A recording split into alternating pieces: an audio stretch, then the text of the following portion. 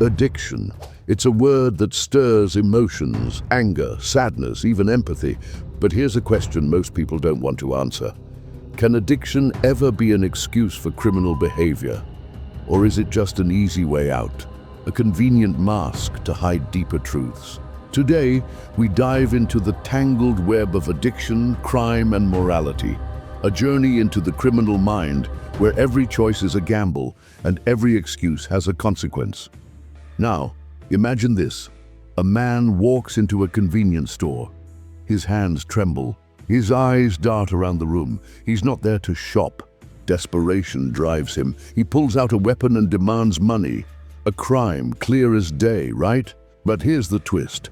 This man has been battling a crippling addiction for years. His brain, hijacked by substances, no longer operates the way yours or mine does. Does that change how we judge him? This isn't just a theoretical debate. It's a reality that courts, families, and society face every single day. The legal system itself has struggled with this question. Back in 1962, the U.S. Supreme Court made a groundbreaking decision in Robinson versus California. They ruled that simply being an addict isn't a crime. It's a condition, a sickness. But just a few years later, in Powell versus Texas, they flipped the narrative. They said that while addiction might be a disease, actions like public intoxication are still punishable. It's a fine line, isn't it? Where does the disease end and the responsibility begin? Now, let's talk numbers. Did you know that around 85% of people in US prisons either have a substance use disorder or committed crimes related to drug use? 85%. That's not just a coincidence. It's a crisis.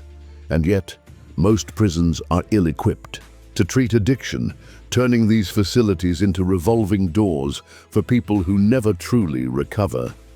But addiction isn't just about numbers. It's about people. Real lives. Take Michael, a man who spiraled into addiction after an injury left him dependent on prescription painkillers.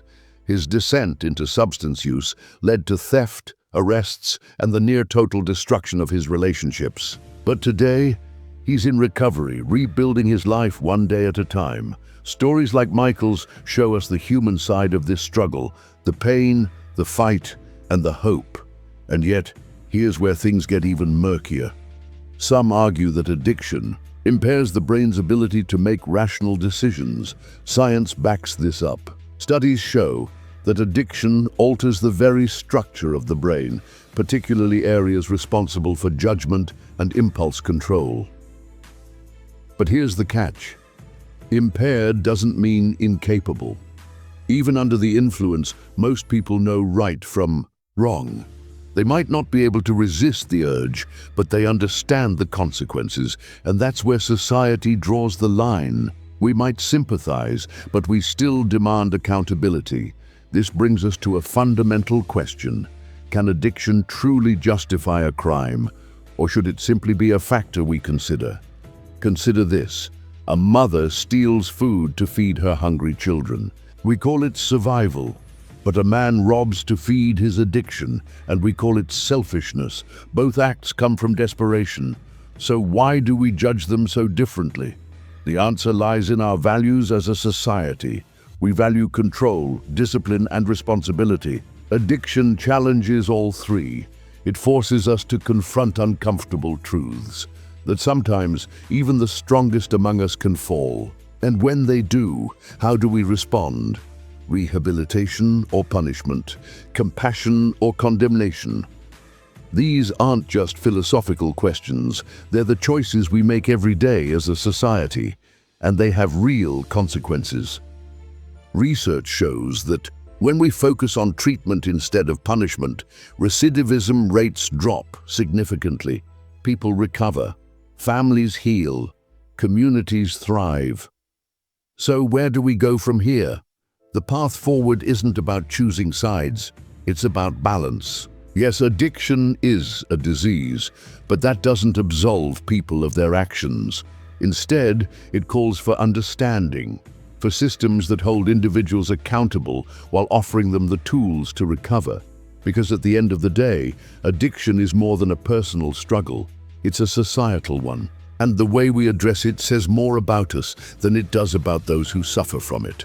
So I leave you with this. When we see addiction, do we see a person or a problem? A soul in need or a crime to punish? The answer may just define the kind of society we want to be. Thank you for watching, and remember, understanding is the first step toward change.